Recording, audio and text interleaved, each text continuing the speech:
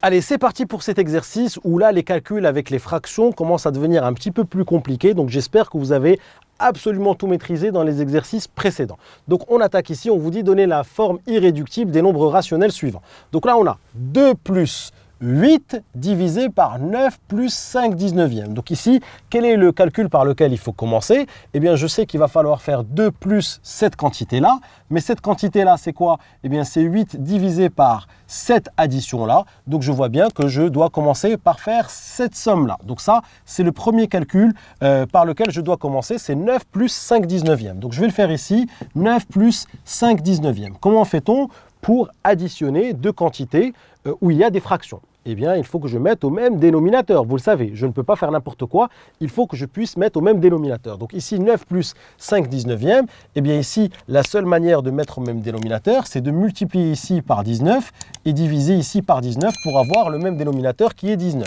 Donc ici, je vais avoir, boum, 19. Ici, je vais avoir 5 19e. Et puis ici, il va falloir que je fasse 9 fois 19. Alors, allez, on va faire un petit peu de calcul. 19 fois 9, ça ne me fait pas de mal de poser l'opération. 9 fois 9, 81. Je mets 1, je retiens 8. Et puis ici, 1 fois 9, 9. 9 plus 8 me donne 17. Donc, ça me donne 171. Donc ici, j'aurai 171 19e plus 5 19e.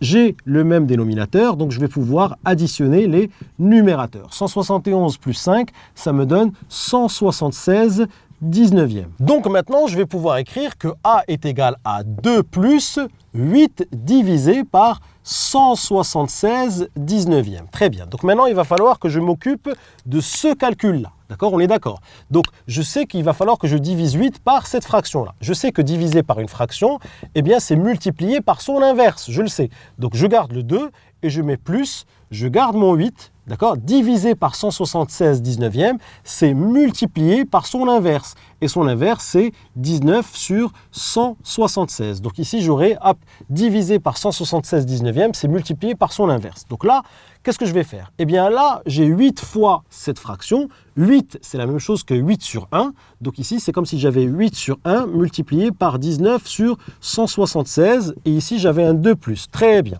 Alors là, est-ce que je fais 2 plus 8 ou est-ce que je fais cette opération avant? Eh bien non, vous savez que c'est la multiplication qui est prioritaire. Donc c'est comme si j'avais ici des parenthèses. Donc là, il va falloir commencer par cette multiplication-là. Alors quand je multiplie deux fractions, il faut que je multiplie les numérateurs entre eux et les dénominateurs entre eux. Donc avant de faire la multiplication, qu'est-ce que je vous ai dit? Il faut toujours penser à simplifier quand c'est possible avant de faire votre multiplication. Donc là, au lieu de faire 8 fois 19 et divisé par 176, je vais essayer de voir s'il n'y a pas des simplifications. Eh bien ici, je vois un 8 et ici, je vois un 176. Donc je sais que 8 est divisible par 2. D'accord? Donc là, je vais pouvoir écrire que c'est 2 fois 4. Le 8, c'est 2 fois 4. Ici, fois 19, divisé ici par 1 fois 176.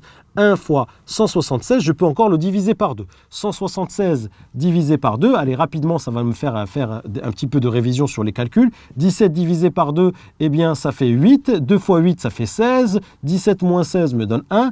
Je descends le 6, et 16 divisé par 2, ça me donne 16 divisé par 2, ça me donne 8. D'accord? Donc 2 fois 8, ça me donne 16. Ça me donne 0 ici. Donc ça fait 2 fois 88. Donc 2 fois 88. Je vois bien ici qu'il y a donc une simplification ici par 2 et par 2.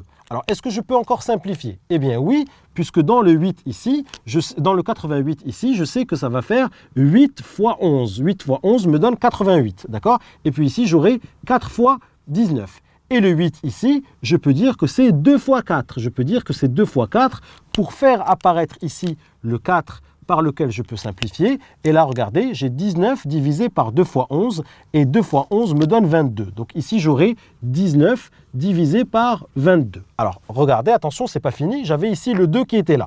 Donc, c'est comme si j'avais 2 plus cette quantité. C'est comme si j'ai 2 plus cette quantité. Donc là, c'est comme si j'ai 2 plus 19 22e. 2 plus 19 22e. Allez, je vais me mettre ici et je vais continuer le calcul. 2 plus 19 22e. 2 plus 19 22e. Comment vous faites pour faire ça? Eh bien, il faut mettre au même dénominateur parce qu'ici, c'est une addition.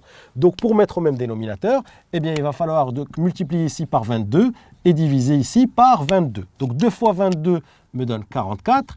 44 sur 22 plus 19 sur 22. Et puis maintenant que j'ai le même dénominateur, eh bien je vais pouvoir additionner les numérateurs. Donc ici, j'aurai 44 plus 19. 44 plus 19, 9 plus 4 me donne 13. Je retiens 1. 4, 5, 6, donc 63 sur 22. Donc voilà le nombre A, c'est 63 sur 22. Et maintenant, il faut que je réfléchisse et je me dise, est-ce que ça, c'est une fraction irréductible? Eh bien oui, pourquoi? Puisque ici 22, eh bien c'est 2 fois 11. C'est déjà sous la forme ici de produit de facteurs premiers. Et puis ici 63, je sais que c'est divisible par 3, puisque 6 plus 3 me donne 9, et 9 est un multiple de 3, donc je sais que c'est divisible par 3. 63 divisé par 3, eh bien ça me donne 21, d'accord? Et 21, donc c'est 21 ici, et 21 c'est 3 fois 7, c'est 3 fois 7, donc je vois bien ici qu'il n'y a pas de facteur commun entre le numérateur et le dénominateur, donc cela veut dire que ici, c'est bien une fraction irréductible. A est égal à 63 sur 22. Allez, on s'accroche pour la deuxième question ici. On a ici 1 plus 1 huitième plus 3 quarts moins 1 douzième, le tout divisé par 5 sixièmes plus 1 tiers plus 2. Donc là, vous savez bien qu'il va falloir que je m'occupe d'abord de ce numérateur-là, tout seul. Je vais d'abord faire ce calcul-là. Ensuite, je vais faire ce calcul-là. Je vais faire le calcul du dénominateur.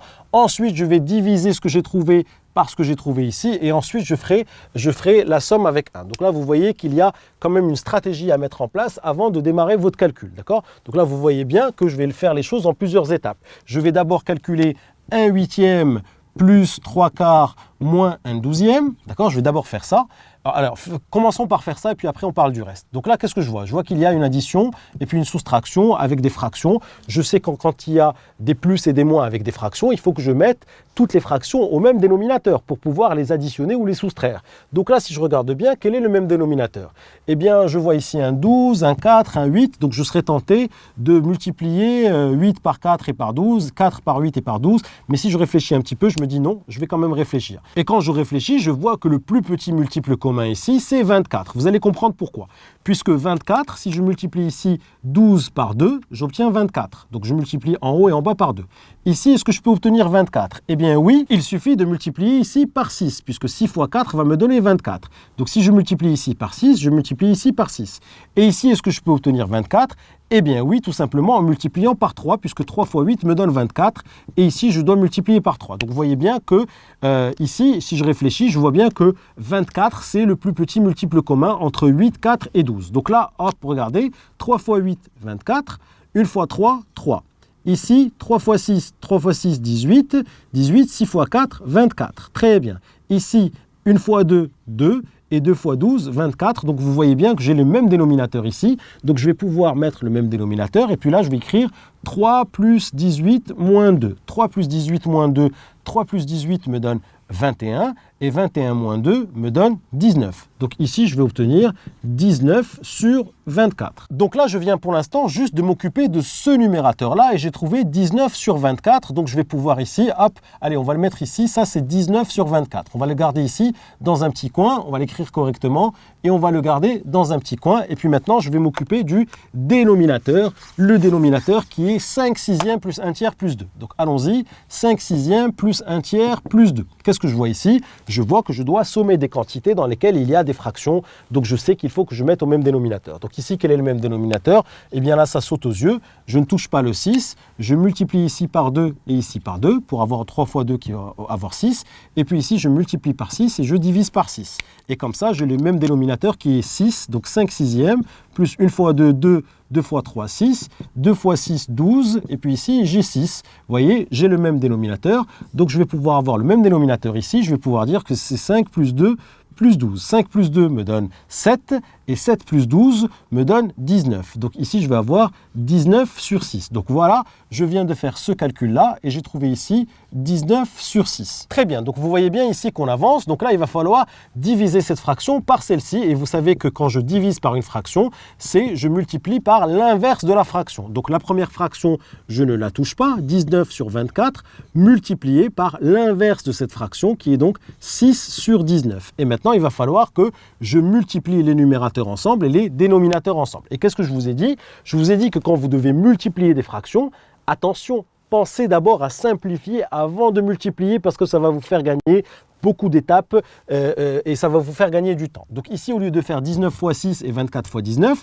je vais essayer de voir s'il n'y a pas de simplification possible. Alors là, déjà, il y a une simplification qui saute aux yeux, c'est 19, puisque je vais avoir ici 19 fois 6 sur 24 fois 19. Donc je vois bien ici que je peux simplifier par 19. Et puis ici, 6, c'est quoi? Alors, je vais écrire le 6 ici, et puis 24, c'est quoi? Eh bien, c'est 6 fois 4. 6 fois 4 me donne 24, donc ici, 6, c'est la même chose que 6 fois 1. Je vais pouvoir simplifier par 6 et je vais avoir un quart. Je vais avoir un quart. Mais attention, ça, c'est un quart. Mais attention, j'avais encore le 1. Donc ici, hop, si j'efface ici, là j'ai un quart. Donc là, j'ai fait le calcul. Vous allez pouvoir le revoir tranquillement. Ici, j'ai un quart. Et ici, j'ai 1 plus un quart. Et 1 plus un quart, attention, il va falloir mettre au même dénominateur pour pouvoir faire ce calcul-là. Donc là, je multiplie par 4, je divise par 4. J'obtiens donc ici, boum, 1 fois 4, 4. 4 quarts plus 1 quart. Et là, je vais pouvoir sommer les numérateurs. 4 plus 1, 4 plus 1, le tout divisé par 4. 4 plus 1 me donne 5, 5 quarts. Et voilà ce long et fastidieux calcul. B est égal à 5 quarts. Allez, on attaque ici le dernier calcul. Regardez, 5 douzièmes divisé par 7 tiers fois 8 quinzièmes moins 5 sixièmes. Donc là, si vous regardez, eh bien, vous avez compris qu'il va falloir qu'on s'occupe d'abord du dénominateur. Il va falloir qu'on s'occupe de ce calcul-là. Donc on va s'attaquer à ce calcul, on va l'écrire ici, et puis on va le faire ensemble. 7 tiers fois 8 quinzièmes moins 5 sixièmes. Alors qu'est-ce que je regarde ici? Qu'est-ce que je vois? Je lis de gauche à droite, et je sais que c'est la multiplication qui est prioritaire par rapport à la soustraction ou à l'addition. Et en plus, je vais de gauche à droite, donc je vois bien que c'est ce calcul-là qu'il va falloir faire en premier parce qu'il y a une multiplication. Donc je vais devoir multiplier ces deux fractions. Pour multiplier deux fractions, qu'est-ce que je dois faire? Eh bien, je dois multiplier les numérateurs entre eux et les dénominateurs entre eux et je dois voir s'il n'y a pas une simplification. Donc qu'est-ce que j'écris? J'écris 7 fois 8, d'accord, divisé par 3 fois 15, d'accord, hop, moins 5 sixièmes, je ne le touche pas, et puis je regarde ici s'il n'y a pas une simplification, d'accord, 7, ici il n'y a pas de 7, 8, ici il n'y a pas de 8, donc a priori il n'y a pas ici de simplification. 7 fois 8, 56, donc 56, et 3 fois 15 me donne 45. Donc ici 56 sur 45 moins 5 sixièmes. Alors maintenant qu'est-ce que je vois? Je vois qu'il va falloir soustraire ces deux fractions. Et je sais que pour pouvoir additionner ou soustraire des fractions, eh bien il faut qu'elles soient au même dénominateur. Donc là je vois un 45 et un 6. Je me dis est-ce que je peux multiplier 6 par quelque chose pour avoir 45? Eh bien non, puisque 45 n'est pas dans la table de 6. Donc là je regarde, je réfléchis un peu pour voir si je peux trouver un plus petit multiple commun. Et si je cherche bien en fait, et le plus petit multiple commun, ici il suffit ici de multiplier ici par 6 et ici par 6. Et ici, vous multipliez par 45, et ici, vous multipliez par 45, et vous prenez votre courage à deux mains pour le faire à la main, puisque là, ça nous fait réviser les calculs. Donc là, je vais avoir 45 fois 6, 6 fois 5, 30, hop, je mets un 0, je retiens 3, 6 fois 4, 24, 24, 25, 26, 27. Donc là, j'aurai 270, d'accord? 45 fois 6, ça me donne 266, et 6 fois 45 me donne 270. Très bien. Alors 6 fois 56, 6 fois 6, 6 fois 6, 36, je retiens 3, et 6 fois 5, 30. 30 plus 3 me donne 33. Donc ici, 6 fois 56 me donne 336. 5 fois 45, 5 fois 5, 25. Je retiens 2. 4 fois 5, 20. 20 plus 2 me donne 22. Donc ici, j'ai 225. Donc là, vous voyez que j'ai le même dénominateur. Je vais donc pouvoir mettre le même dénominateur et soustraire les numérateurs. Donc 336 moins 225. Alors, ne vous laissez pas impressionner par les calculs. J'ai eu beaucoup d'élèves qui sont addicts à la calculatrice. La calculatrice est un formidable outil. Il faut l'utiliser, d'accord? Et il faut savoir l'utiliser. Par contre, il faut aussi savoir faire ces calculs puisque vous allez voir, ça va vous formater pour la suite. Vous allez avoir besoin de savoir faire ces calculs pour pouvoir évoluer en mathématiques. Ce n'est pas une question simplement de calcul, d'accord? C'est aussi une histoire de technique. Il faut maîtriser ces techniques-là. Donc 336 moins 225, allez, je ne vais pas prendre la calculatrice, je vais poser l'opération. 6 moins 5 me donne 1, 3 moins 2 me donne 1, et 3 moins 2 me donne 1, donc j'obtiens ici 111. 111 sur 270. 111 sur 270. Alors maintenant que j'ai obtenu cette fraction, il faut que je me pose la question de savoir est-ce que cette fraction est irréductible ou pas. Alors ici, je tente de voir est-ce qu'il y a un facteur commun entre 111 et 270. Alors quand je connais mes critères de divisibilité, je vois bien ici que ce n'est pas divisible par 2, là c'est divisible par 2, mais là c'est pas divisible par 2. Est-ce que c'est divisible par 3 et ici par 3? Eh bien comment je sais si c'est divisible par 3? J'additionne les chiffres et je vois si c'est un multiple de 3. Donc ici 1 plus 1 plus 1 me donne 3. Ah, ok, donc ça c'est divisible par 3. 2 plus 7 plus 0, 7, 8, 9. Ah, c'est divisible par 3. Donc je vais pouvoir diviser par 3. Donc je vais pouvoir dire que 111 divisé par 3, ça fait combien? 111 divisé par 3. 11 en combien est-il de fois 3 dans 11? Eh bien, il y a 3 fois 3, 9, d'accord? Donc ici, moins 9, je descends le 2. 21, combien de fois 3? 7 fois, 3 fois 7, 21. Donc effectivement, ça me donne 3 fois 37 qui me donne 111. Donc ici, j'aurai 3 fois 37, et puis 270 divisé par 3, pareil, je peux le faire rapidement sans utiliser de calculatrice. 270 divisé par 3, en 27, combien de fois 3? Eh bien 9 fois, puisque 3 fois 9, 27.